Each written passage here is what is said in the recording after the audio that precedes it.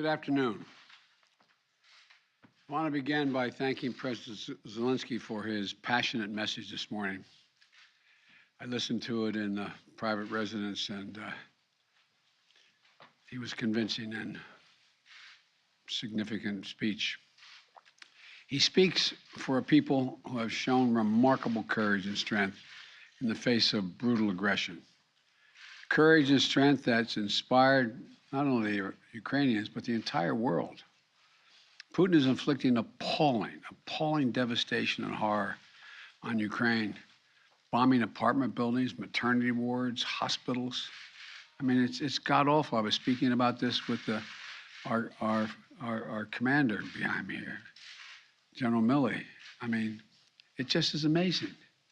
Yesterday, we saw reports that Russian forces were holding hundreds of doctors and patients hostage in the largest hospital in Mariupol. These are atrocities. They're an outrage to the world. And the world is united in our support for Ukraine and our determination to make Putin pay a very heavy price. America is leading this effort, together with our allies and partners, providing enormous levels of security and humanitarian assistance that we're adding to today, and we're going to continue to do more in the days and weeks ahead.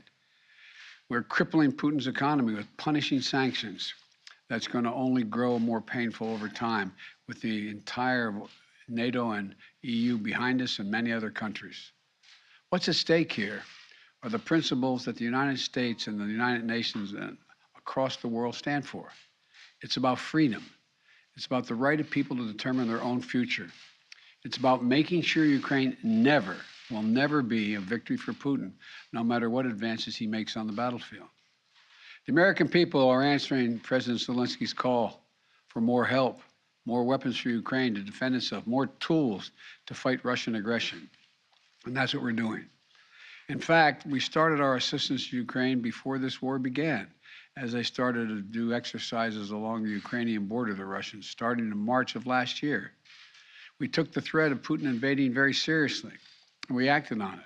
We sent Ukraine more security assistance last year, $650 million in weapons, including anti-air and anti-armor equipment, before the invasion, more than we had ever provided before. So when the invasion began, they already had in their hands the kinds of weapons they needed to counter Russian advances. And once the war started, we immediately rushed $350 million in additional aid to further address their needs.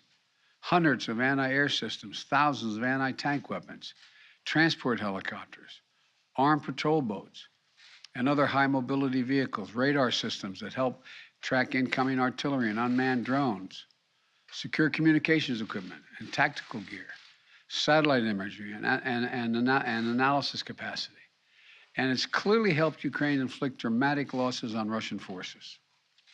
On Saturday, my administration authorized another $200 million to keep a steady flow of weapons and ammunition moving to Ukraine. Now I'm once again using my presidential authority to activate an additional security assistance to continue to help Ukraine fend off Russia's assault, an additional $800 million in assistance. That brings the total of new U.S. security assistance to Ukraine to $1 billion just this week. These are direct transfers of equipment from our Department of Defense to the Ukrainian military to help them as they fight against this invasion. And I thank the Congress for appropriating these funds. This new package on its own is going to provide unprecedented assistance to Ukraine. It includes 800 anti-aircraft systems to make sure the Ukrainian military can continue to stop the planes and helicopters that have been attacking their people and to defend their Ukrainian airspace. And at the request of President Zelensky, we have identified and are helping Ukraine acquire additional longer-range anti-aircraft systems and the munitions for those systems. Our new assistance package also includes 9,000 anti-armor systems. These are portable, high accuracy shoulder-mounted missiles that the Ukrainian forces have been using with great effect to destroy invading tanks and armored vehicles.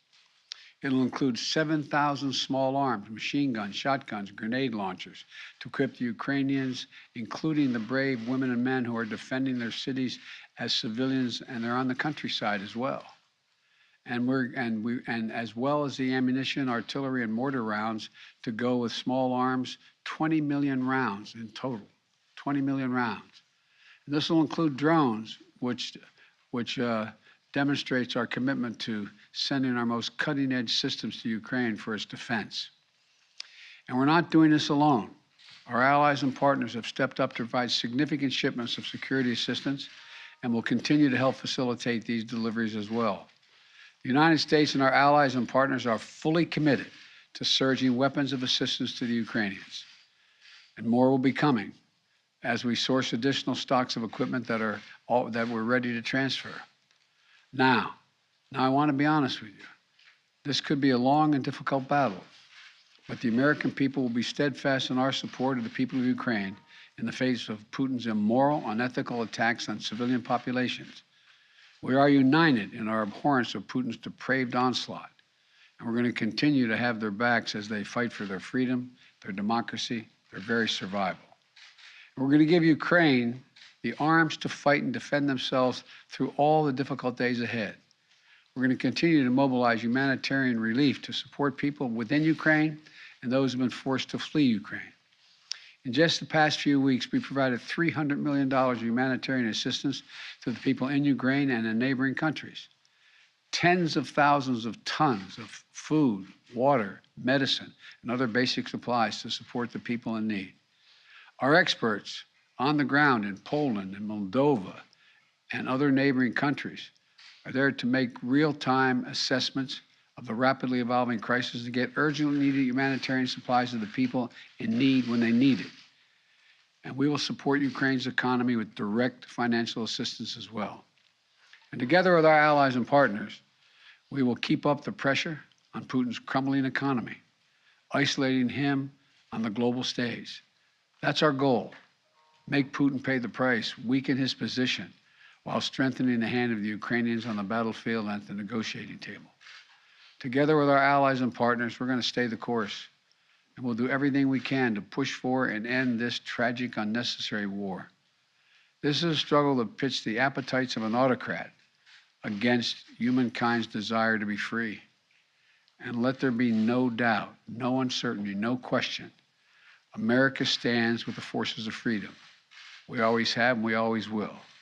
I want to thank you all and God bless you, and I'm going to walk over and sign this bill to allow the drawdown of those materials. And may God protect the young Ukrainians who are out there defending their country.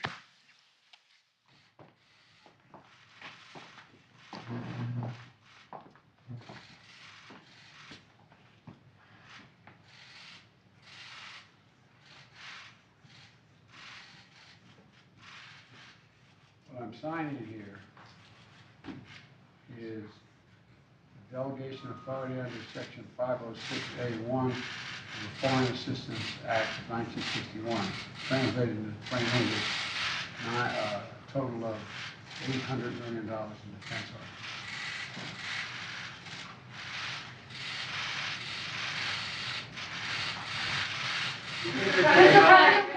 Mr. President, what will it take for you to stem the Polish MiGs that President Zelensky is asking for? I'm not going to comment on that right now. I'm not going to comment on anything other than what I told you. Thank you. Well, Mr. President,